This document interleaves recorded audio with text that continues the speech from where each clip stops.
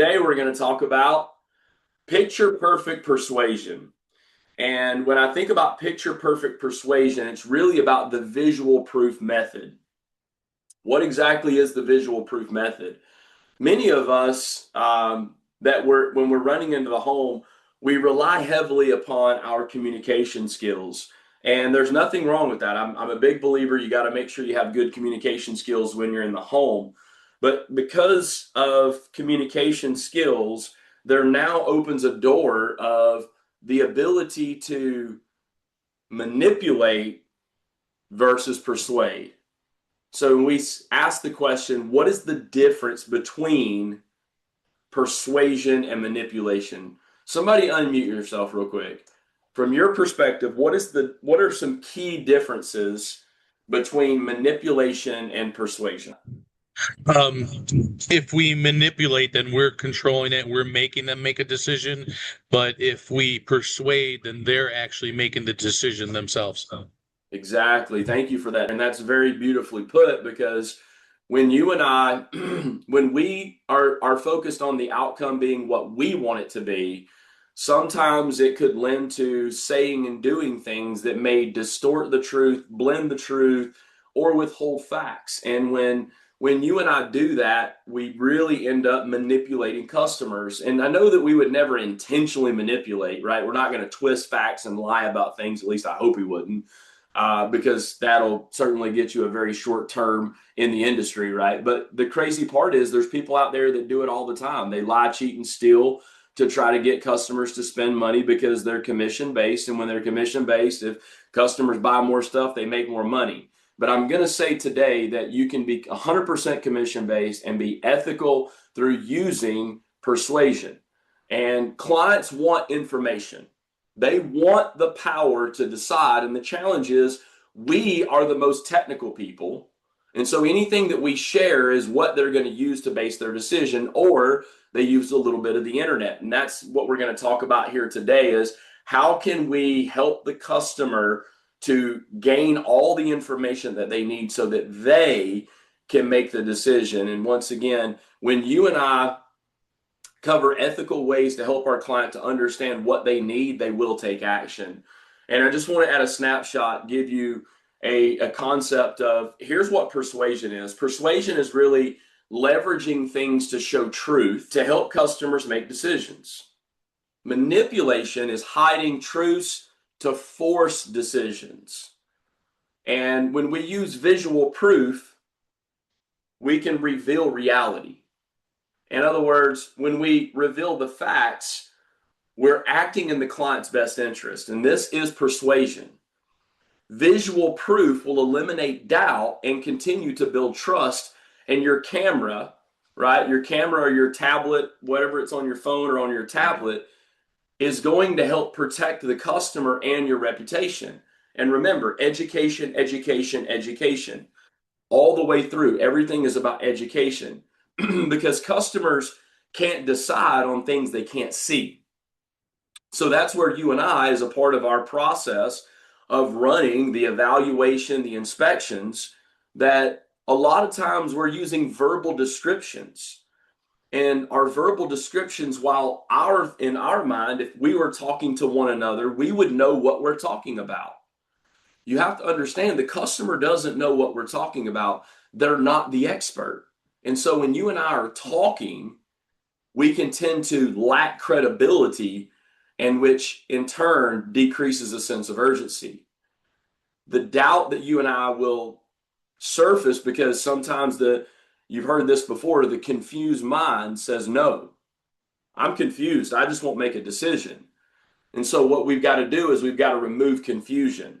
We've got to remove doubt. We've got to make sure that the doubt leaves about what needs to be done and why, because customers will leave those problems unresolved because they would rather deal with the uncertainty of what you're saying might need to be done. They would rather just deal with things the way that they are now and just let it ride. But if you and I can communicate correctly, we can have visual representations with proof of what needs to be done. the I need to think about it, or hey, can you just leave me that quote, or hey, maybe next time you're out, we'll take care of this, or this one. You ready? Just take care of this today, and we'll call you back for the other stuff, right? And so what that is it's not that the customer doesn't trust you; it's that the customer doesn't trust you. They haven't received enough information to be like, yes, that makes sense. Let's go ahead and take care of it. So, reverse of that. Think about what happens when you make a sale. When customers buy from you, they're buying from you because they understand what they're buying and why they're buying it. And remember that like and trust are powerful decision influence, but you need to be able to back up what you're saying with pictures. And so we're removing doubt when we do that, because the old saying is that a picture's worth 1,000 words. And when you and I are in the home, we can use 1,000 words, or we can just simply reference a picture. So with visual proof, you and I can help the customer with immediate understanding. In other words, seeing is believing. We're eliminating the maybe we'll think about it later on, we'll take care of it, we'll call you back. It also creates decision confidence when you and I have visual proof. Photos will remove debate about the problem's severity. You'll be able to quickly show what needs to be done and why. We're going to talk about how we do that in a few moments. But it also increases trust and creates a sense of urgency, because visual evidence, well, it's hard to argue with a picture. I guess in today's world, you could be like, is that an AI generated photo? I don't know if that's real or not, right? So I'm going to show you how we can eliminate that as well. So once again, when we remove all the doubt, the only thing that stands between them and making the decision is the price. So today we've got to help them to understand what needs to be done so that price is not the deciding factor. And let me just stop and ask, do you believe that customers always want to go with the cheapest option? See, a lot of times technicians believe that customers aren't interested in spending money. They don't want to fix it. They don't want to get that done. But if that were the case, then minimum repair companies would be the biggest companies in town because they provide the best customer service. But that's rarely the case. Companies that focus on delivering quality solutions to their customers and technicians that focus on delivering quality solutions to customers, those are the kinds of companies that excel in a marketplace. And the reason why they excel is because they're doing the right thing for customers. So let's talk for a moment about visual proof and arsenal as it relates. Like when I think about tools, right? I think about the tool bag. What can I have in the tool bag that will help my customers to be able to make decisions? Well, there's 3 proof categories. Number 1 is the problem documentation. That's what's going on at their home. Those pictures that we're taking of everything that we see, that's a part of it. The second part of that is, in some cases, an example, if you guys can see the contrast of 2 electrical panels, and I've got a few photos here that I'll show you guys as an example of this, of just what happens when we look at 2 different perspectives. Here's one where the panel's a wreck. Here's another one where the panel's well put together. When you and I can do these kind of things, we're showing evidence and visual proof, right? So here's another example. I could take this picture around all day long and show examples of what's wrong. That's an example of what it's going to look like, but yours looks like this. In addition to that, pictures of after the fact. So what does a good one look like? Because remember, this is called compare and contrast. I'm going to take what yours looks like today.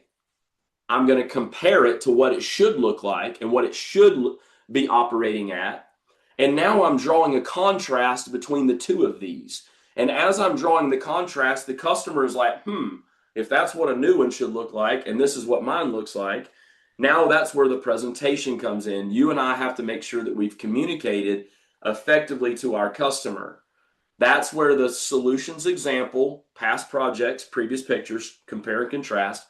And then the third part, customer testimonials, social proof. It is a persuasion principle. Social proof, which means Other people have experienced this. It's not just a me thing. I'm not the only one that's ever had this happen. And so we document everything we find. We build a library of quality installation pictures. And then you and I will start to collect customer success stories with their permission. I'm going to talk about how we leverage that.